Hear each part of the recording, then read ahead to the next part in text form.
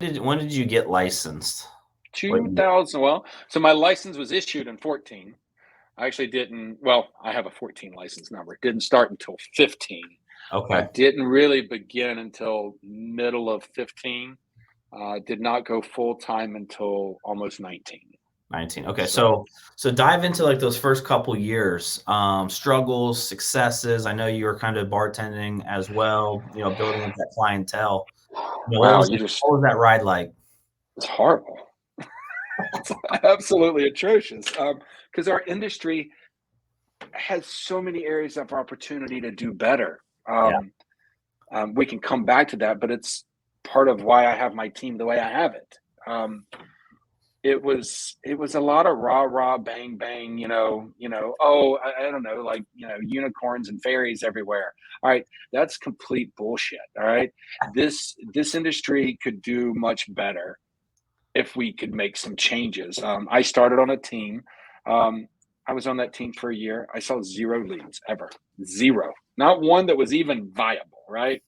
I learned through just showing up and going, I'm sticking with you today. I didn't have a choice. There wasn't, and I get the whole, lead a horse to water, but like nobody was even leading me to the water. I was the horse finding the water. And I finally got to a point where I had enough knowledge to be semi-dangerous and potentially detrimental to myself or to a client. But I went out and said, look, if I'm not getting this, why am I paying it? So then I went out on my own, and then I went, all right, well, I'm still paying this company a lot of money. This makes no sense to me to pay $25,000, $26,000 a year to this flag. So then I went to a small boutique brokerage. My broker was in Cincy, not even here. I was literally the only salesperson, and I white knuckled, barehanded boxed my way through it and learned. And it was maybe the best thing to ever happen for me, because I didn't have, even though I had a broker, that was not a resource to me. So I had to go and find the answer myself. It wasn't like, oh, I could call John, I got this situation, blah, blah, blah, which a lot of realtors do to their team leads, I feel like. And, I have a rule. If you call me with the question, I want 3 answers before you call me. 9 times out of 10, the call never happens because they actually think through it. But I didn't, I had no resource. So I spent 4 years there, I think it was 3.5, 4. It was great because I learned a lot. But again, I needed more services after that. And hence how I ended up here at Next Home, which was the last brokerage ever on my radar, which was funny. But I mean, I could sit here and tell you pitfall. I mean, there's so many things we could do better in this industry.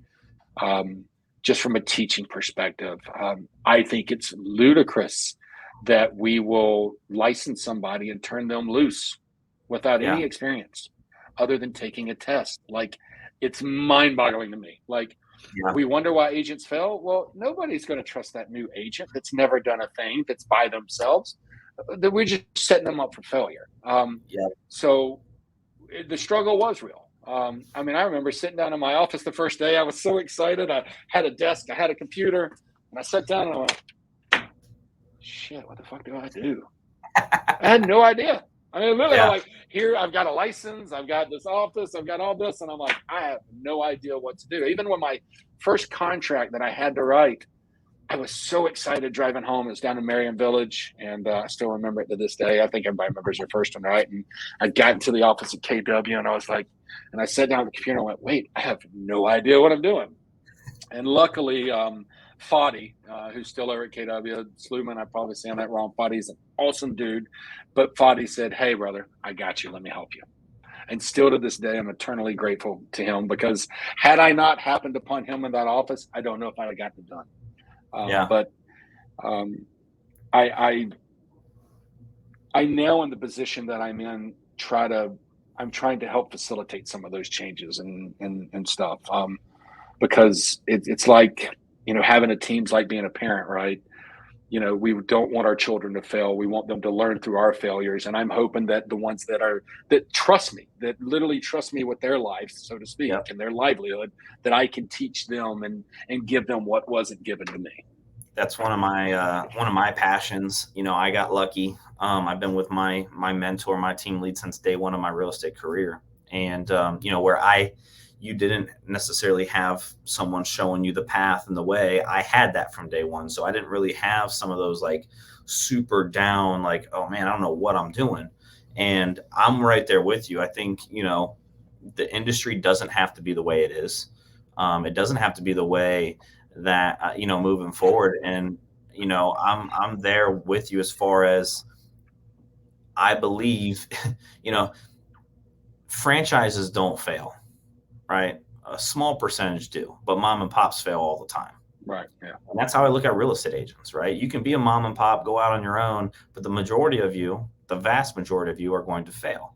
The people like yourselves that are determined to figure it out and find a way and be hungry enough, and not just be hungry enough, but be willing to take the risks and the sacrifices and all of those things in between to make it work, are going to survive. And for me, it's every brokerage is this way. We all offer, group training. We all offer all that stuff. But I think the difference is if we got to the point where, a new licensed person has to actually be an apprentice, right? Almost like back in the day when if you want to become a blacksmith, a shoemaker, whatever it was, guess what? You were learning for a year, before you got cut loose, or, a year and a half or 2 years. Right. And I think that's the way that the real estate industry should be going.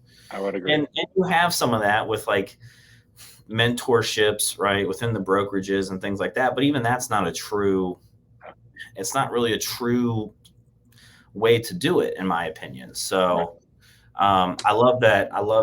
We think the same way when it comes to, our newer agents. And here's the funny part, right? You had one way, you came from one experience, and I came from the complete opposite experience.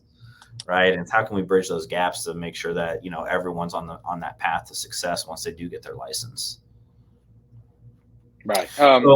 Yeah, there's so much that could be done. I feel like there's a lot of us, that have similar ideas, that I think we are starting to see some of those changes in our industry, which is good. Famous last words in our industry is what? Oh, we've always done it that way. Yeah. And if somebody says that to me again, I might choke somebody out.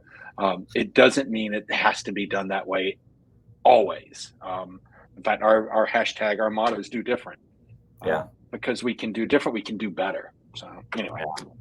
No, and I'm sure I'm sure you lean on a ton of your past experience in the service industry and the restaurant industry, to make some of those changes and some of those tweaks. So